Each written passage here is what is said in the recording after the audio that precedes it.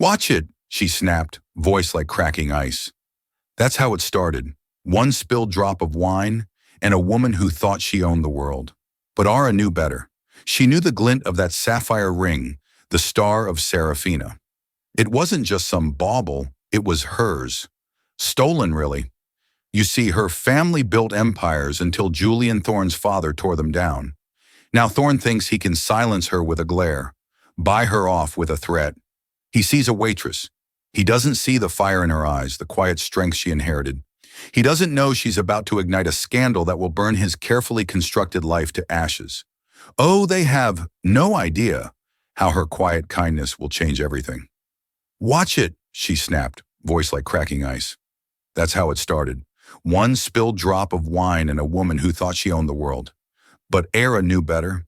She knew the glint of that sapphire ring, the star of Serafina. It wasn't just some bauble, it was hers.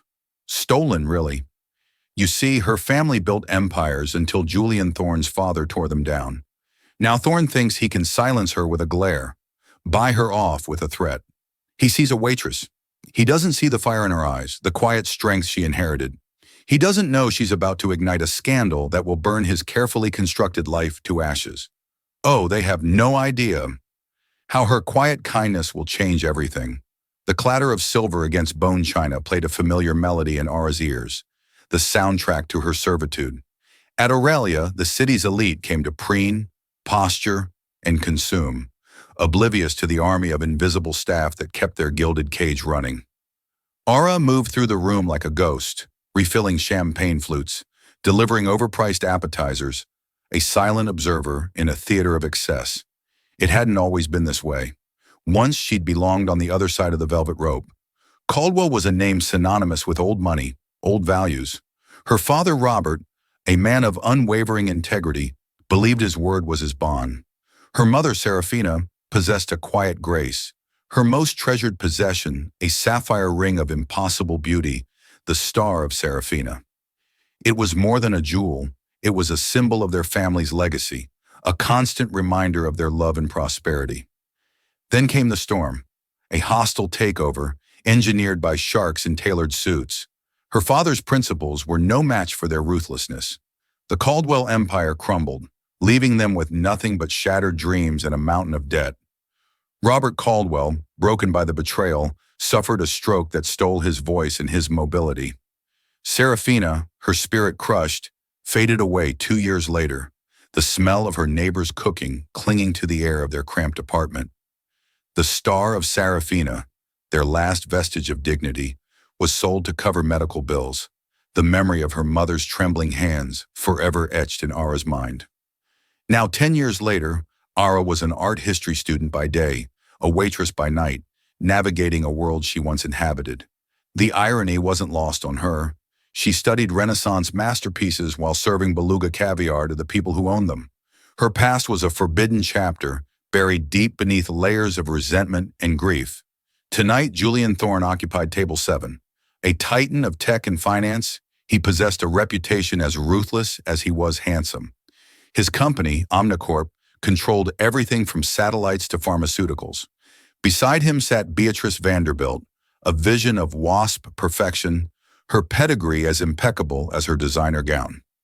Mr. Dubois, Aurelia's perpetually panicked manager, had drilled the instructions into Ara's head. Table 7 is sacred. Efficiency and invisibility, Caldwell. Got it? She approached the table, a bottle of Chateau Margaux in hand, her movements precise and practiced. Mr. Thorne, Miss Vanderbilt, she murmured, her voice a polite hum. Thorne didn't bother to acknowledge her, his eyes glued to his phone. Beatrice extended her hand for her wine, and as the chandelier's light danced on her fingers, Era froze. The ring. It wasn't a coincidence, a similar design. It was the ring. The star-shaped halo of diamonds surrounding the cornflower blue sapphire was unmistakable. The delicate platinum filigree, crafted into interwoven vines, was exactly as she remembered. A wave of nausea washed over her, the restaurant's ambiance fading into a distant hum. 16 again, she saw her mother's face crumple as the ring was placed into its velvet coffin. Her hand trembled. A single drop of crimson wine stained the pristine white tablecloth. "Watch it," she snapped, voice like cracking ice. Julian Thorne finally looked up, his gray eyes, cold and sharp, fixed on Aura. Not angry, not yet. Just the detached annoyance one might feel towards a bothersome insect.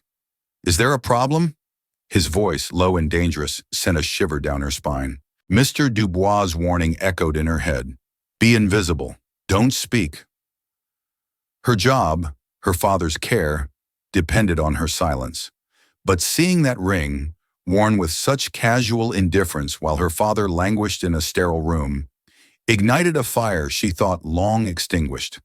The Caldwell pride, buried beneath years of hardship, surged to the surface. Swallowing hard, Aura focused on the ring. The blood pounded in her ears, but she found her voice, shaky yet clear, slicing through the hushed atmosphere. "I'm sorry," she began, lifting her gaze to meet Thorne's steely stare. "It's just that ring." She took a deep breath, crossing the point of no return. "My mother once owned that ring." The 9 words hung in the air, delicate and devastating. A beat of silence, then a bubble of shock spread from table 7, silencing the rest of the room. The diners at adjacent tables, sensing the shift in atmosphere, began to steal glances. Beatrice Vanderbilt was the first to recover. She let out a short, incredulous laugh that was more of a scoff. "Excuse me, what did you just say?" She held up her hand, flaunting the sapphire. "This ring? You think your mother owned this ring?" Her eyes raked over Aura, lingering on her simple uniform. A silent, brutal dismissal. "Darling, this is a Thorne family heirloom. It's been in Julian's family for generations. I highly doubt it ever graced the hand of a waitress's mother." The word waitress dripped with venom, designed to shrink Aura, to shove her back into her invisible box. But Aura didn't flinch. Her gaze remained locked on Julian Thorne, who had yet to speak. His face was a mask of cold fury, a muscle twitching in his tight jaw. He wasn't looking at her with annoyance anymore. He was looking at her with an intensity that was far more terrifying. "It's called the Star of Seraphina," Aura said, her voice gaining strength. "The sapphire is from the Kashmir region, known for its velvety cornflower blue. The setting is early 20th century Parisian, custom-made, and on the inside of the band, there's a tiny, almost invisible inscription. It reads, Amor Fati, love of one's fate, her father's favorite philosophy, inscribed as a gift to her mother." Beatrice's perfectly sculpted smile faltered. She instinctively tried to look at the inside of the ring, but Julian's hand shot out, grabbing her wrist with startling force. His grip wasn't gentle.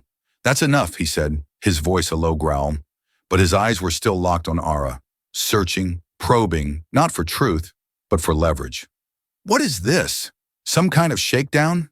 Did you research me? My fiancé? What do you want? Money?" The accusation was a blow.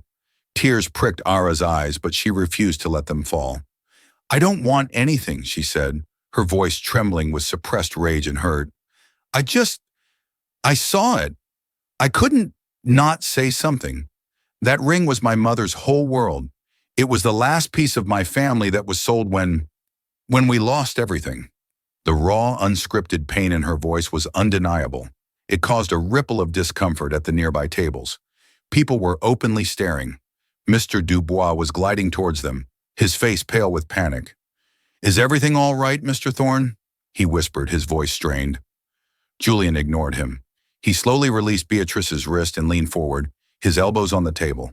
The predator was now entirely focused on his prey. "Your family," Julian said, his voice deceptively soft. "And what family would that be?" "The Caldwells," Aura replied, lifting her chin. "My father is Robert Caldwell." At the mention of that name, something flickered in Julian Thorne's eyes. It wasn't recognition, but something deeper, a shadow passing behind his cold facade. It was there for only a second, then gone. Beatrice, however, scoffed again. "Caldwell of Caldwell Shipping? I remember them. They went bankrupt years ago. A spectacular failure." She waved a dismissive hand. "So, you're a fallen princess. How tragic. It doesn't mean you can lay claim to my engagement ring. This story is pathetic." "Beatrice, be quiet," Julian commanded, his tone sharp enough to make her recoil. He hadn't taken his eyes off Ara.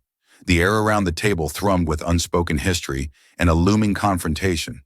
The entire restaurant seemed to be holding its breath. This was the moment, the reaction that would change everything. Ara expected him to call security. She expected him to have her thrown out, to mock her, to ruin her. He did none of those things. Julian Thorne slowly, deliberately, began to remove a black credit card, the infamous Centurion, made of anodized titanium, from his wallet. He placed it on the table. Then he looked at Aura, and his face was utterly devoid of emotion, a chilling, terrifying blankness. His voice, when he finally spoke, was not loud. It was quiet, almost a whisper, yet it carried across the silent dining room with the force of a thunderclap. "You have 60 seconds, he began, his eyes boring into hers. "You will go to your manager. You will tell him you quit. You will collect your things and you will walk out of that door.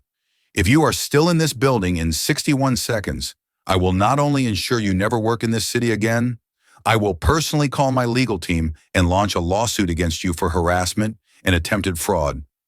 So monumental you will be burying your family in debt, not paying for their care." He didn't blink. He didn't raise his voice.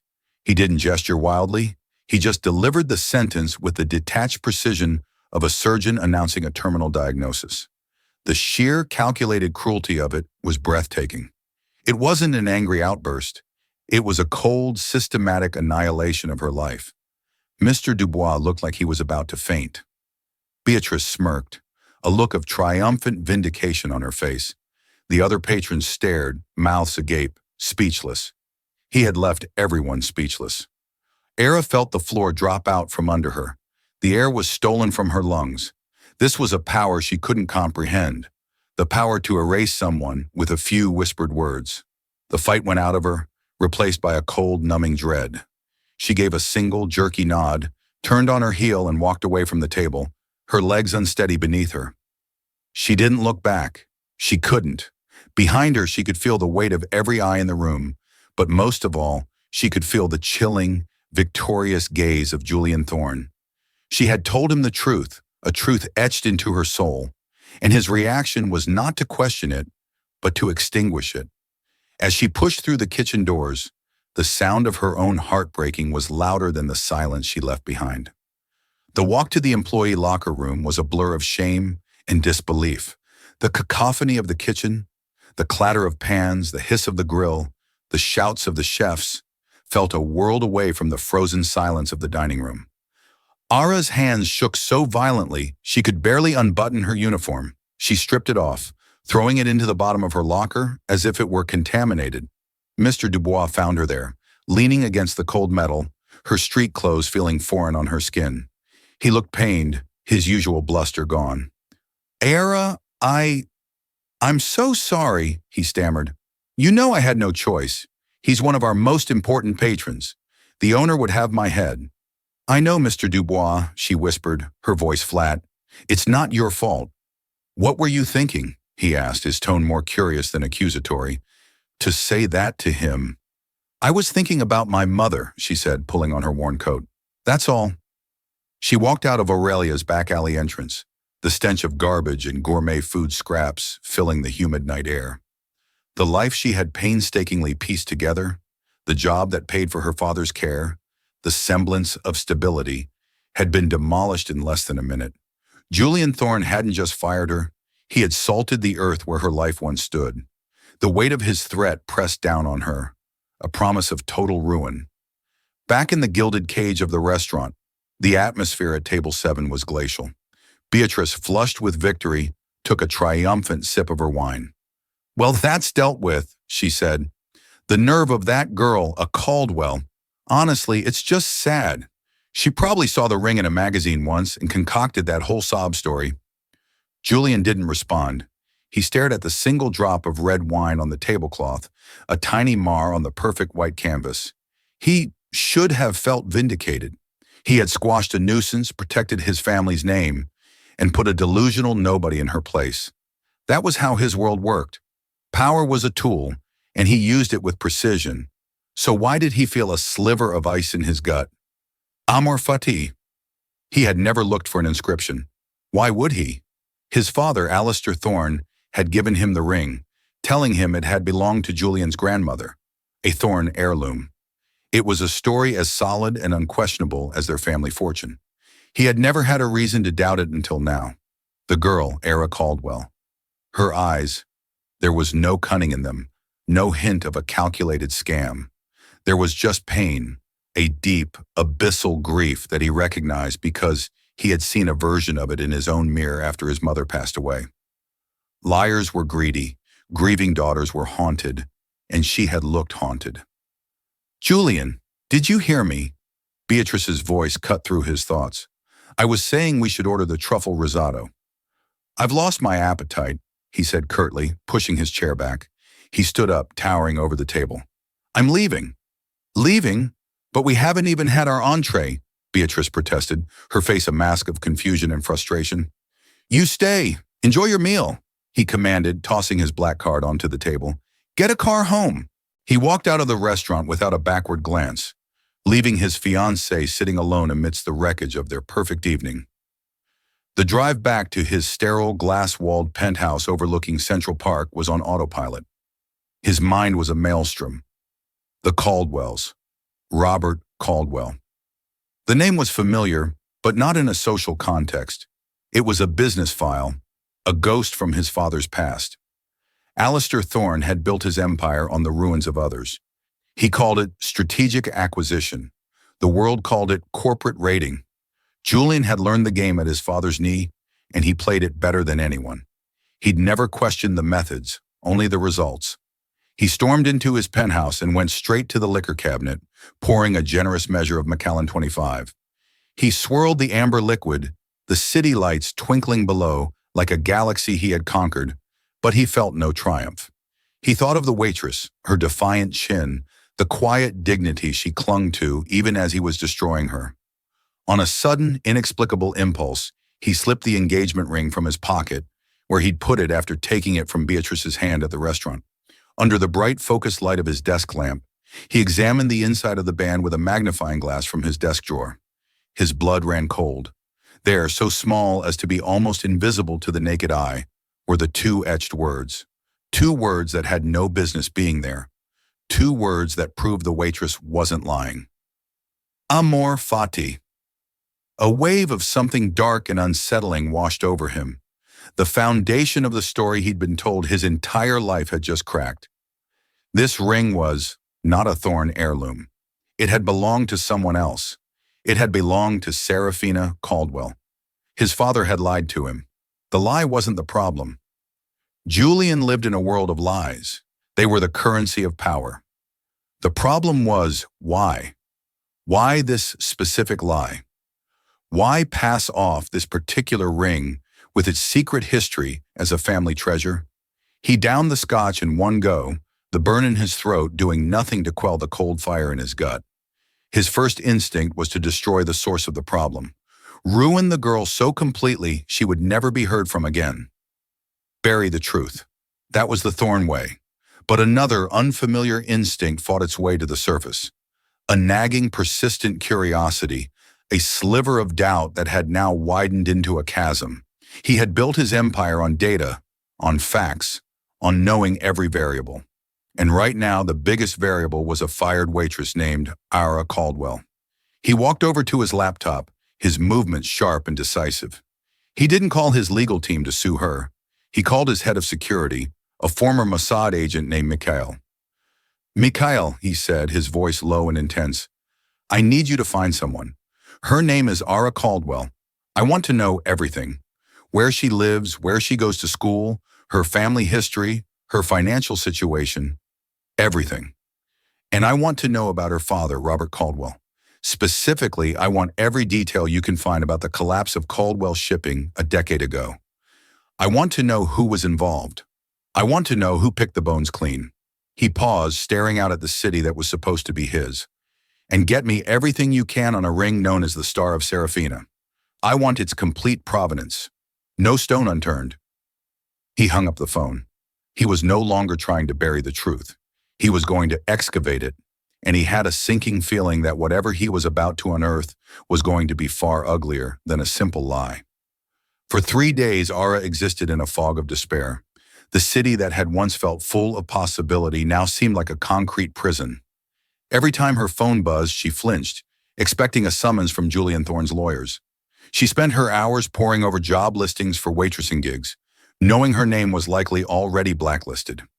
The money in her bank account dwindled, a ticking clock counting down to the moment she wouldn't be able to pay for her father's care facility. She visited him on the third day. The facility was clean but bleak, smelling of antiseptic and quiet resignation. Robert Caldwell sat in a wheelchair by the window, staring out at a small, manicured lawn. The stroke had stolen most of his ability to speak, leaving him trapped inside a body that had betrayed him. But his eyes were still sharp. They could still convey the love, the pride, and the profound sadness that defined his existence. Ara held his hand, its skin thin and papery, and told him about her classes, about a funny dog she saw in the park, about anything other than the truth. She didn't tell him she'd lost her job. She didn't tell him she had seen the ring. She couldn't bear to put that pain back into his eyes. "I love you, Dad," she whispered, kissing his forehead before she left. He squeezed her hand, a flicker of the powerful man he once was, and the gesture both warmed and broke her heart. Meanwhile, Julian Thorne was descending into a rabbit hole of his own family's making. Mikhail was ruthlessly efficient. The first report landed on his desk within 24 hours. It was a dossier on Ara Caldwell, her stellar academic record at Columbia University, her mother's death certificate, the crushing list of debts, and the address of the care facility for Robert Caldwell.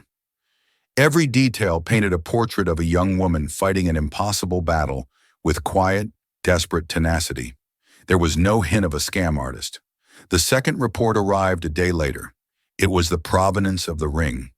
It had been commissioned in 1925 by the Dubois family in Paris, passed through several hands, and was finally purchased by Robert Caldwell in the late 1990s as a wedding anniversary gift for his wife, Serafina. It was officially, publicly, a Caldwell piece. The trail went cold 10 years ago. Mikhail's report stated it was sold in a private, unrecorded sale.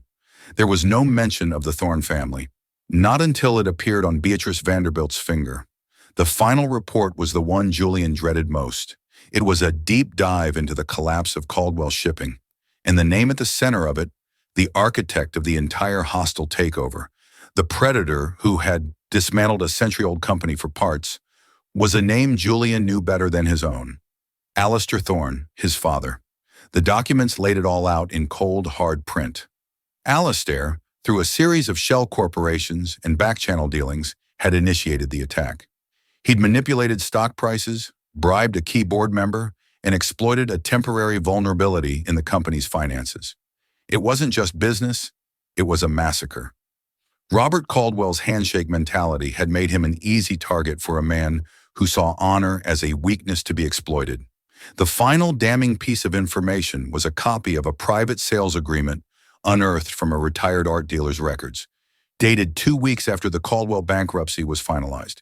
It was for the sale of one item, the Star of Serafina. The buyer was a shell corporation. The price was a pittance, a fraction of its market value. The kind of price a desperate man trying to pay for his family's survival would accept. That shell corporation was owned by another shell corporation, which was, at the very end of the chain, owned by Thorne Industries. Julian felt a profound, sickening lurch in his stomach. The ring wasn't just a lie, it was a trophy, a spoil of war. His father hadn't just defeated Robert Caldwell, he had taken the most precious symbol of his family, and then, years later, had the audacity to pass it off to his own son as a symbol of their family's legacy. It was a gesture of supreme, monstrous arrogance. That evening, Julian drove to his father's sprawling estate in Westchester, the reports burning a hole in his briefcase. Alistair Thorne was in his study, a cavernous room of dark wood and leather, a portrait of himself hanging over the marble fireplace. He was a man who radiated power, even in his old age, his eyes still holding the predatory gleam that had made him a legend. "Julian," Alistair said, a pleased smile on his face, "an unexpected visit. To what do I owe the pleasure?" Julian didn't waste time with pleasantries. He walked to the mahogany desk and dropped the folder on it. The sound echoed in the silent room. The Caldwell ring, Julian said in his briefcase. A Leicester thorn was in his study, a cavernous room of dark wood and leather, a portrait of himself hanging over the marble fireplace. He was a man who radiated power even in his old age, his eyes still holding the predatory gleam that had made him a legend. "Julian," a Leicester said, a pleased smile on his face. "An unexpected visit to what do I owe the pleasure?" Julian didn't waste time with pleasantries. He walked to the mahogany desk and dropped the folder on it. The sound echoed in the silent room. The Caldwell ring. Julian said, his voice flat and cold. "I want you to tell me about it." A Leicester's smile didn't falter, but a shudder came down over his eyes. "The family heirloom. What about it? Did Beatrice not like it? We can find another." "Stop lying." Julian snapped, the words erupting from him with a force that surprised them both. "I know where it came from. I know you bought it off Robert Caldwell after you destroyed him. I know it's not a Thorn heirloom. I want to know why. Why would you give it to me and tell me it was Grandma's?" Alistair leaned back in his chair, the picture of calm. He steepled his fingers. "It was a lesson, Julian. A story. All heirlooms begin somewhere. We are the start of a new dynasty, one more powerful than the Caldwells ever were. I took their symbol and made it ours. It's a symbol of your birthright. It represents the victory of our way of doing things over their antiquated, sentimental nonsense." Julian stared at his father, truly seeing him for the first time. He wasn't just a ruthless businessman. He was a man who reveled in the humiliation of his rivals, a man who saw cruelty as a virtue. "You destroyed a man's life," Julian said, his voice barely a whisper. "You took his legacy, his company, his wife's ring, and you call it a lesson." "I call it winning," Alistair retorted, his voice hardening. "A lesson you seem to have forgotten. I heard about the incident at Aurelia. The waitress, you should have crushed her. You should have sued her into oblivion the moment she opened her mouth. Instead, you're here questioning me, looking like a sentimental fool yourself." "She told the truth," Julian roared, slamming his fist on the desk. "She wasn't lying. Truth." Alistair laughed, a dry, humorless sound. "Truth is a luxury for people who can't afford lawyers. We make our own truth, Julian. I gave you that ring as a reminder of who you are, a thorn, the son of a winner. Now I suggest you go back to your fiancée, forget all this nonsense and start acting like it." Julian felt a chasm open between him and his father. He had spent his life aspiring to be this man, to earn his approval, to be even more ruthless, more successful. Now looking at him, all he felt was a profound sense of disgust and shame. The entire foundation of his identity, the legacy he was meant to carry, was built on a bed of lies and cruelty. He picked up the folder, his hands steady now. The rage had cooled into a hard, clear resolve. "No," he said, his voice quiet but resolute. "I think for the first time I'm going to act like a man, not just a thorn." He turned and walked out of the study, leaving Leicester sitting in the dark, the portrait of his own mug face, mocking him from above the fireplace. Julian didn't know what he was going to do yet, but he knew one thing for certain. He couldn't live with the truth buried, and the only person who deserved to hear it was the one person whose life he had threatened to annihilately destroy. He had to find Caldwell. Finding Ara's apartment was easy for a man with Julian's resources. Getting out of his chauffeured Maybach in her rundown Queens neighborhood was another matter. The building was a pre-war walk-up with crumbling facade and a faint smell of boiled cabbage in the hallway. It was a universe away from his glass tower in Manhattan. For the first time, Julian felt like an intruder, an alien species stepping into a world he had only ever viewed from a great and comfortable height. He found her door number 4B and hesitated. What was he going to say? "Sorry, my father destroyed your family and I threatened to finish the job." He carried a small, heavy velvet box in his coat pocket. It felt like a lead weight on his conscience. Taking a deep breath, he knocked. The door opened a crack held by a brass security chain. One of Ara's brown eyes, wide and fearful, peered out at him. The instant she recognized him, the fear was replaced by a flash of anger. "What are you doing here?" she demanded, her voice low and tense. Have your lawyers come to serve the papers personally? No, Julian said quickly. No lawyers. I please talk to you for a moment? It's important. She stared at him for a long moment, suspicion etched on her face. Why should I talk to you? Because I was wrong, he said the words, feeling foreign and clumsy on his tongue. And because you were right. His admission seemed to stun her more than his threats had. After a tense silence, she slid the chain off and opened the door, stepping back to let him in, but not welcoming him. Her apartment was tiny but clean. Books were stacked on every available surface, art history texts next to worn paperbacks. A small desk was cluttered with notes for her studies. On a small end table was a single-frame photograph of a beautiful smiling woman wearing the star of Serafina Caldwell. The reality of his family's actions hit him with renewed force. You have 5 minutes, Alara said, crossing her arms. She stood by the window, putting as much distance between them as the small room would allow. Julian didn't know where to begin, so he started with the truth. I investigated your claim, he said, his voice formal. I looked into the ring's provenance, and I looked into the history of Caldwell shipping. He paused, meeting her weary gaze. You were telling the truth about everything. The inscription is there. The ring belonged to your mother, and my father, Alistair Thorne, was the man behind the hostile takeover that ruined your family. Era didn't look surprised. She just looked tired, a bitter sadness settling in her eyes. So you know, she said quietly. You know, and you came here. Why to gloat? To tell me you finished the job your father started? No, Julian said, taking a step closer. I came here to apologize. He reached into his pocket and pulled out the velvet box. He didn't open it. He simply held it out to her. And to return this, it belongs to you. It always has.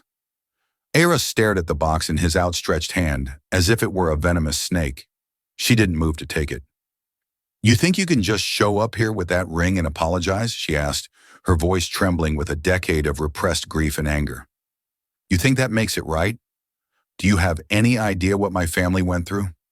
My father, he sits in a chair all day, unable to speak because of what your father did. My mother died of a broken heart in a place just like this. And you? You stood in that restaurant and threatened to take the last little bit I had left. An apology and a ring. Don't fix that. Every word was a deserved blow, and Julian took them without flinching. I know they don't, he said, his voice roar with a sincerity he rarely felt. Nothing can fix it, but it's a start. I didn't know, Alara. I swear to you, I didn't know the history. My father told me it was my grandmother's. I was arrogant and cruel, and I am more sorry than I can possibly say for what I did to you that night. He placed the box on the small coffee table between them. I'm not asking for your forgiveness. I haven't earned it. I just want you to have what is rightfully yours. Era finally looked at him, truly looked at him, and for the first time, she didn't see a billionaire titan. She saw a man grappling with a terrible truth. His usual mask of cold authority stripped away, revealing something more complex and pained underneath. The tension in the room was broken by the shrill ring of Julian's phone. He glanced at the caller ID. It was Beatrice. He ignored it. It rang again immediately. You should probably get that. Era said, her tone flat. Your fiancé must be worried. She's not my fiancé anymore, Julian stated simply. R's eyebrows shot up. What? I ended it this afternoon, he explained. When I confronted her with the truth about the ring, her only concern was how much it was worth and whether I would be buying her a bigger one to replace it, she said. She said she didn't want to be associated with your family's drama. He let out a humoral laugh. It turns out our entire relationship was as hollow as my father's story about the ring. That piece of information changed the dynamic in the room. He hadn't just come to apologize. He had started to dismantle the life built on that lie. He had stood up to his fiancée, and Asara now knew to his powerful father. It was a seismic shift. Ara slowly walked over to the coffee table and looked down at the velvet box. She didn't open it. What will your father do? She asked. I don't care, Julian said. This is bigger than him. It's bigger than Thorne Industries. This is about justice or something like it. He looked around her apartment at the books and the single photo of her mother. What happened to your family was wrong, and I want to help you make it right. Ara looked from the box to his face. The offer was terrifying and tantalizing. For 10 years, she had been powerless, a victim of forces far beyond her control. Now the son of her family's destroyer was standing in her living room offering her the one thing she had never dared to hope for a chance to fight back. She finally reached out and picked up the velvet box. Her fingers trembled as she opened it. The star of Serafina winked up at her, its blue depths seeming to hold all the sorrow and beauty of her past. She closed the box with a soft click. "Okay, Thorn," she said, her voice steady and clear, her eyes locking with his. "Let's talk about justice." The small apartment, once a symbol of Ara's reduced circumstances, became the unlikely headquarters for their alliance. The power dynamic had irrevocably shifted. It was no longer a billionaire and a waitress. It was two people bound by a shared ugly history, seeking a truth that could either redeem them or destroy them both. Julian, accustomed to commanding boardrooms and leveraging billions, found himself deferring to Ara's knowledge of her family's history. She brought out old company ledgers, her father's diaries, and letters that painted a vivid picture of Caldwell Shipping before its fall. It was a company built on trust and a sense of family among its employees, a stark contrast to the cutthroat, impersonal machine of Omnipe. "My father's partner, a man named Marcus Blackwood, betrayed him," Eyre explained one evening, pointing to a name in one of the diaries. "My father trusted him like a brother. According to his journal, Marcus was the one who convinced him to take on a risky level of debt for a new fleet expansion right before a manufactured slump in the market. It left the company vulnerable. It was the opening your father needed. Julian took the information and fed it to Mickey's team. Within a day, they had a financial trace. Marcus Blackwood had received a multi-million-dollar payment from one of Alistair's shell corporations 2 months after the bankruptcy. He was now living a life of quiet luxury in the Cayman Islands. It was the smoking gun. Their collaboration was intense. They spent long hours together, fueled by coffee and a mutual burning need for resolution. Julian saw the brilliant analytical mind that had been hiding behind a waitress's apron. Eyre, in turn, began to see past the arrogant corporate raider to the man beneath, a man deeply wounded by his father's deception and desperate to carve out a moral identity of his own. A strange intimacy grew between them. It wasn't romantic, not yet. It was something forged in the crucible of their shared mission, a deep and abiding respect.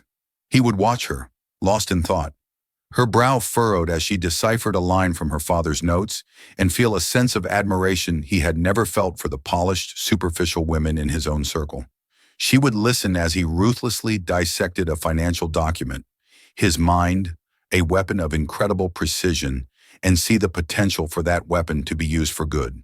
The ring, the star of Serafina, sat on the coffee table during their meetings, a silent witness. Eyre never wore it. She said it felt wrong, tainted by the journey it had taken. "It won't feel right on my finger," she told him, "until my father's name is cleared." The biggest challenge remained Alistair Thorne. As soon as Julian began digging deeper, his father fought back. Julian found his corporate accounts frozen, his access to certain company resources revoked. Alistair was sending a clear message: "Stop this or you will be cut off." One afternoon, Julian returned to his penthouse to find Alistair waiting for him, his face like a thundercloud. "This little quest of yours ends now," Alistair seethed. "You are jeopardizing a multi-billion-dollar enterprise for the sake of some sob story from a girl who should be serving you coffee. You are a thorn. Start acting like it." "I am," Julian replied calmly, loosening his tie. "I'm cleaning up a mess that a thorn made years ago. It's called taking responsibility. You should try it sometime." "Responsibility?" Alistair scoffed. "Let me tell you about responsibility. It's to your shareholders, to your legacy, to the family name, not to the ghosts of failures you walk over on your way to the top. I'm warning you, Julian. Drop this or I will disown you. You will lose everything. I've already lost the one thing I thought I had." Julian said, his voice quiet. "My respect for my father." The finality in his tone shook Alistair. He saw that his threats were useless. Julian was no longer the son who craved his approval. He was his own man. Enraged, Alistair left. But the war had just begun. The final piece of the puzzle was a man named Richard Sterling, the former chief financial officer of Caldwell Shipping, a man who had vanished after the collapse. Ilara remembered him as a kind, nervous man who was devoted to her father. After weeks of searching, Mikhail's team located him living under a different name in rural Vermont, working as a high school math teacher. Julian and Ara flew to Vermont themselves. They found Sterling in a modest clapboard house. He was older, grayer, and his eyes were filled with a decade of fear. At first he refused to speak, terrified of Alistair Thorne's reach. But then Ara spoke. She didn't talk about stocks or takeovers. She talked about the company picnics. She talked about how Sterling had taught her to play chess in her father's office. She talked about how her father, Robert Caldwell, had considered him family. Tears welled in the old man's eyes. The dam of his silence finally broke. He confessed everything. Alistair Thorne had not just bribed Marcus Blackwood. He had blackmailed Sterling using a personal indiscretion from his past to force him to cook the books, making the company's position look far worse than it was, and creating the panic that led to its collapse. Sterling had lived with the guilt ever since. He agreed to sign a sworn affidavit detailing Alistair's crimes. With Sterling's testimony and the financial evidence of the bribe to Blackwood, they had everything they needed. They had the undeniable truth. The question was what to do with it. A public lawsuit would be messy, a media circus that would devastate what was left of both their families. "There's only one way this ends," Julian said as they flew back to New York. "It's not in a courtroom, it's in the boardroom." He called a special emergency meeting of the Thorne Industries Board of Directors. It was an unprecedented move, a direct challenge to his father's authority as CEO and chairman. He was risking everything, his position, his inheritance, his entire future. He and walked into the towering Thorne Industries building together. The employees stared as Julian, the heir apparent, strode through the lobby with the former waitress at his side. They were not a couple. They were partners, soldiers marching into their final battle. The truth was their only weapon. The boardroom at Thorne Industries was on the 80th floor, a cathedral of glass and steel overlooking the city. It was Alistair Thorne's throne room, and he sat at the head of the long marble table, his face a mask of cold fury. The 10 board members, powerful men and women who owed their fortunes to Alistair, looked on with a mixture of confusion and trepidation. Julian stood at the opposite end of the table, with Ara seated calmly to his right. She wasn't dressed as a waitress or a student. She wore a simple, elegant gray dress, her posture erect, her gaze steady. She was no longer a victim. She was a Caldwell, reclaiming her family's honor. "Thank you all for coming on such short notice," Julian began, his voice echoing in the silent room. "I have called this meeting because a matter of grave importance concerning the ethical foundation of this company has come to my attention. It concerns an acquisition made over a decade ago, the company formerly known as Caldwell Shipping." Alistair slammed his hand on the table. "This is a private family matter, Julian. It has no place here. This meeting is adjourned." "It ceased to be a family matter," Julian retorted, his voice cutting through his father's bluster, "when company funds were used to bribe, blackmail, and fraudulently dismantle a competitor. And it became a board matter when the CEO of this company began using his corporate power to obstruct an investigation into those crimes." He proceeded to lay out the entire story, his presentation as precise and devastating as a legal indictment. He presented the bank records proving the bribe to Marcus Blackwood. He read key passages from Richard Sterling's sworn affidavit detailing the blackmail. His narrative was cold, factual, and undeniable. He stripped away the myth of Alistair Thorne, the brilliant strategist, and revealed the truth: Alistair Thorne, the criminal. The board members shifted uncomfortably in their seats. They were loyal to Alistair, but they were more loyal to the company's stock price and their own reputations. A public scandal of this magnitude would be catastrophic. Finally, Julian looked directly at his father. "The evidence is overwhelming. It is clear that Alistair Thorne acted illegally and unethically, exposing this company to immense legal and financial risk. Therefore, I am formally making a motion for his immediate removal as CEO and chairman of the board, effective immediately." A stunned silence fell over the room. Julian had not just challenged his father. He had declared war on him in front of his own court. Allister rose to his feet, his face purple with rage.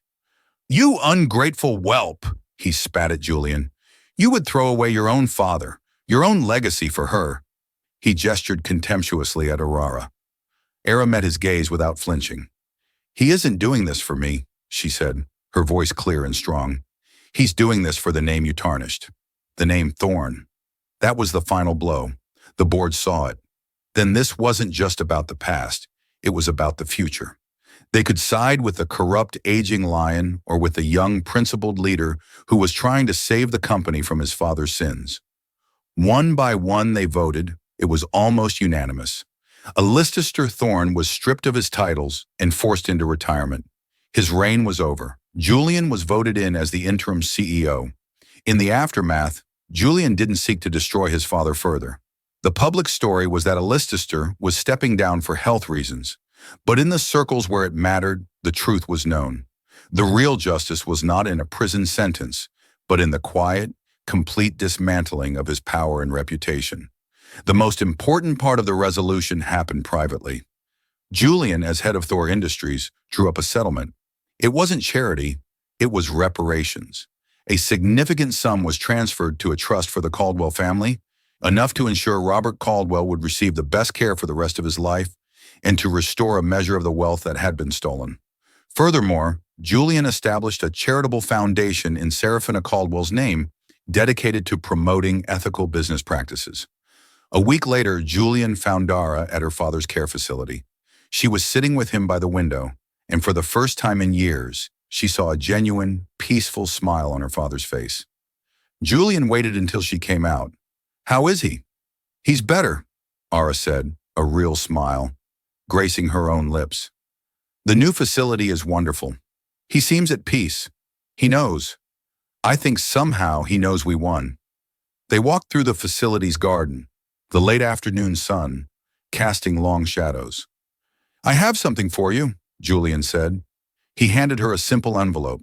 Inside was a job offer, not for a waitress, but for a position as the head curator of the new Thorne Industries art collection, with a special fund to acquire pieces from struggling young artists. It was a perfect blend of her passion and her past. "Julian, I don't know what to say," she stammered, overwhelmed. "Say you'll think about it," he said with a small smile. He then pulled out the familiar velvet box. "There's one last piece of business." He opened it, and the star of Serafina seemed to glow with a new light. "It's clean now," he said softly. "Its legacy has been restored. It's time for it to go home." He didn't offer it to her. He simply held the box open. This time, Alara reached out without hesitation. She lifted the ring from its velvet cushion. It felt different in her hand, not heavy with sorrow, but alight with possibility.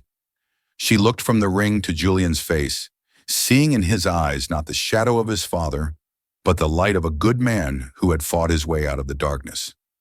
Instead of putting it on her own finger, she took his hand. With a gentle, deliberate motion, she slid the ring onto his pinky finger.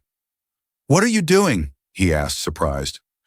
Allister was right about one thing, she said, her fingers lingering on his. "All heirlooms have to begin somewhere. This ring is no longer just a symbol of my family's past. It's a symbol of our shared future, a reminder of the truth we fought for. Let's create a new legacy for it together." Julian looked down at the ring on his hand, then back up at her, a slow, genuine smile spreading across his face. In that moment, surrounded by the quiet peace of the garden, he knew his father's greatest lesson had been a lie. Victory wasn't about what you took from others. It was about what you were willing to build together from the ruins of the truth. What started with 9 simple words from a waitress became a journey of justice, redemption, and the extraordinary power of truth. Alara and Julian proved that a legacy isn't just something you inherit. It's something you build choice by choice, truth by truth. Their story reminds us that even in a world that seems to be ruled by wealth and power, the courage to speak up and the integrity to listen can change everything. They didn't just reclaim a ring, they reclaimed their histories and forged a new future, proving that the most valuable thing in the world isn't a flawless sapphire, but a conscience that is clear. If this story of courage and unexpected alliances moved you, please show your support by hitting the like button. Share it with someone who needs a reminder that the truth always matters. And don't forget to subscribe to our channel for more real-life stories that will leave you breathless. Click the notification bell so you never miss a single moment.